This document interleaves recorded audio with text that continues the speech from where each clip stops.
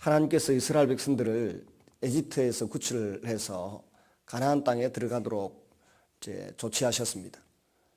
근데 가나안 땅에 들어가도록 조치하시면서 이스라엘 백성들에게 기대하는 기대치, 즉 소망, 비전을 말씀하셨습니다. 첫째는 거룩한 왕같이 소유된 보배로운 백성이 소유가 될 것이다.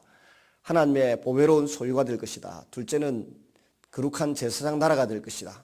셋째는 거룩한 백성이 될 것이다. 이 소유된 하나님의 보배로운 백성이 될 것이다. 그 다음에 열방 가운데서 제사장 나라가 될 것이다. 그 다음에 거룩한 하나님의 백성이 될 것이다. 이 세 가지 약속을 주시면서 하나님의 신정 통치를 소원하셨습니다. 그러니까 하나님이 다스리는 백성, 하나님이 다스리는 나라를 꿈꾸셨습니다. 그런데 세월이 흘러서 약 400년 가까이 지났을 때 사사기 350년, 60년 지나고 또 사무엘이 제사장 나라를 꿈꾸면서 열심히 섬기고 있을 때에 그 백성들은 다른 나라 임금처럼 강한 군주를 요청했습니다. 하나님은 대단히 싫어하시면서 자신의 의중을 분명히 밝히셨습니다. 내가 직접 통치하기를 원한다고 밝히셨습니다. 그런데도 그 백성은 하나님의 그 말씀을 정면으로 반박하고 우리가 왕을 모시고 섬기는 것에 따르는 비용이 든다 할지라도 희생의 대가를 치른다 할지라도 우리에게는 왕을 주소서라고 매달렸습니다. 그래서 세워진 임금이 누군가 하면은 사울 임금입니다. 하나님이 왕정을 허락하시면서 경고는 하셨지만 그 이후 계속해서 이제 남쪽 유다의 시드기야 임금 아니면 그 앞에 여호야긴 임금까지 놓고 볼 때 그 왕에 대한 하나님의 기대치가 너무나 명백했습니다. 그 왕에 대한 기대치는 신명기 17장 4절에서 21절에 소개되고 있어요. 여러분들 익히 아시다시피 왕은 첫째 이스라엘 백성 가운데서 나올 것, 둘째는 그 병마를 많이 확충하기 위해서 애굽에 내려가지 말 것, 군대를 많이 확충하지 말 것, 셋째는 은금을 자기를 위해서 많이 쌓아두지 말 것, 아내를 많이 두어서 마음이 미혹당하도록 하지 말 것, 그 다음은 율법책을 등사해서 곁에 두고 늘 반복해서 읽을 것, 이런 왕에 대한 기대치가 있었습니다. 그런데 이 모든 신명기 17장 14절에서 20절까지 나오는 왕의 기대치를 한마디로 요약하면 뭐겠습니까? 예수 그리스도 같은 왕입니다. 왕 중의 왕이신 예수 그리스도 같은 왕을 기대했어요. 그런데 사울 임금부터 시작해서 통일 왕국 시대의 사울, 다윗, 솔로몬, 그 다음에 사울의 아들 이스보셋까지 포함시켜서 북쪽 이스라엘의 19명의 임금, 남쪽 유다의 19명의 임금, 이렇게 하면 42명 정도의 왕이 나옵니다. 이 왕들 가운데 다윗이 비교적 하나님 마음에 합한 자로 바르게 백성들을 이끌고 사랑하고 섬기는 목자의 마음을 가졌지 예수 그리스도의 마음을 가졌던 것입니다. 그래서 다윗을 위대한 왕이라고 부르지 땅을 넓혔다, 아니면 은금을 많이 거두었다, 따르는 군사가 많았다고 다윗을 위대하다고 하지 않습니다.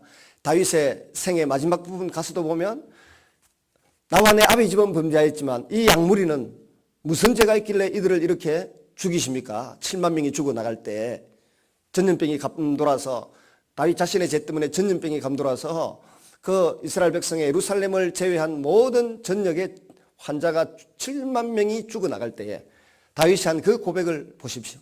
그것이 그리스도의 마음입니다. 그런 마음을 왕에게 기대하신 겁니다.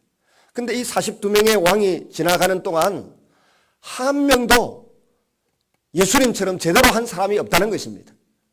주님이 기대하시는 왕은 그런 왕이었어요.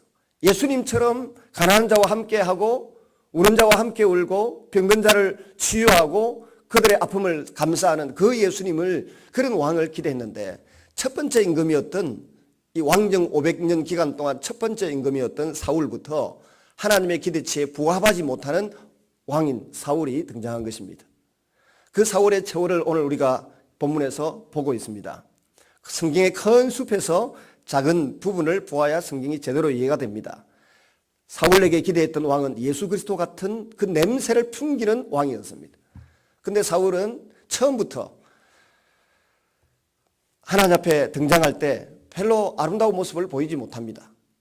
왜냐하면 그가 가지고 있는 어떤 삶의 배경을 하나님께서 가장 12지파 가운데 작은 지파, 왜냐하면 사사기 시대에 기브아에서 그 레위인의 첩을 윤관에서 죽였던 그 베냐민 지파를 향한 이스라엘 백성들의 분노 가운데서 베냐민 지파는 겨우 600명 남은 아주 소수의 인구만 남아있는 가운데서 사울 임금이 나왔습니다.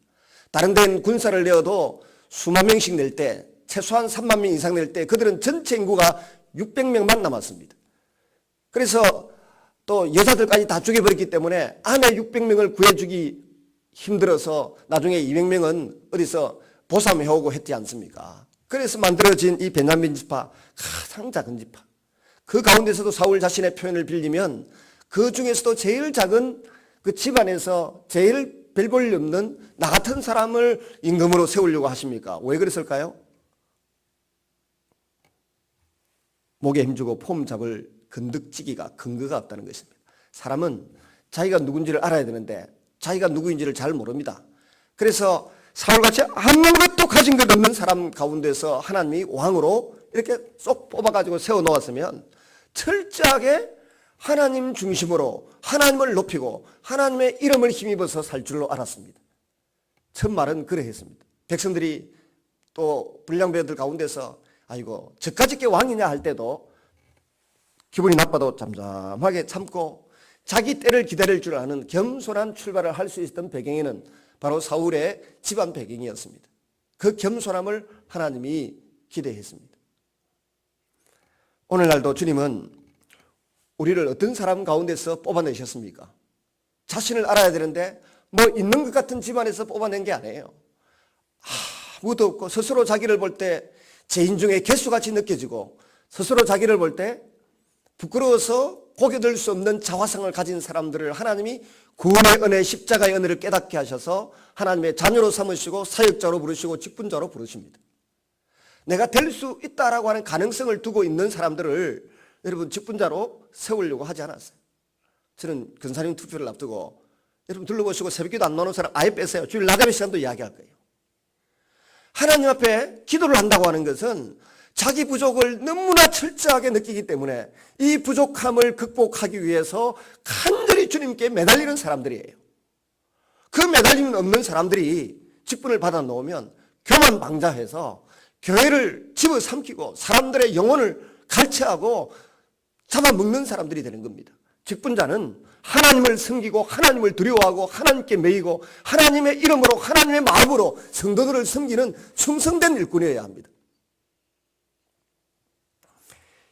이 사울 임금을 보세요. 초장기에 처음에는 제대로 출발을 했습니다. 길랏 야베스 지역에 길랏 라몬 지역에 야베스 주민들이 11절에 보시면 사울이 죽었다는 이야기를 전해 듣고 달려와서 사울의 시신을 수습하고 장례를 지내줍니다. 적진 가운데로 어떻게 보면 치고 들어와서 그 시신을 빼앗아갑니다. 이유는 의리입니다. 신의입니다. 이 의리는 가그한 사울이 처음 이스라엘의 왕으로 등장했을 때 그 백성들 앞에 왕답다, 우리의 지도자답다라고 하는 모습을 보여준 처음이자 마지막 장면입니다.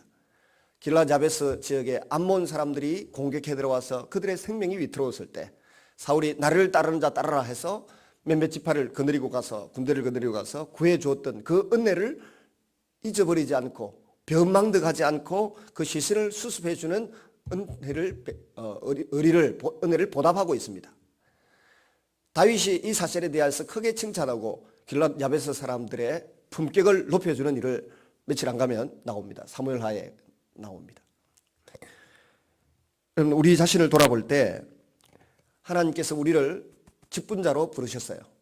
뭐 가정에 쓰든 교회에 쓰든 사회에 쓰든 주님이 직분을 맡겨놓으시고는 기대하는 건 딱 한 가지입니다. 맡은 자에게 구할 것은 충성인데 그 충성의 한 자락, 충성의 모델은 오직 예수 그리스도입니다. 사울 같은 사람이 아니에요. 자기보다 뛰어난 자가 있다고 해서 시기하고 질투하고 그걸 죽이겠다고 10년 이상 군사 3,000명을 동원해서 늘 수색, 체포하러 다니는 그 시기와 질투의 화신이 되는 것이 직분자의 모습이 아닙니다.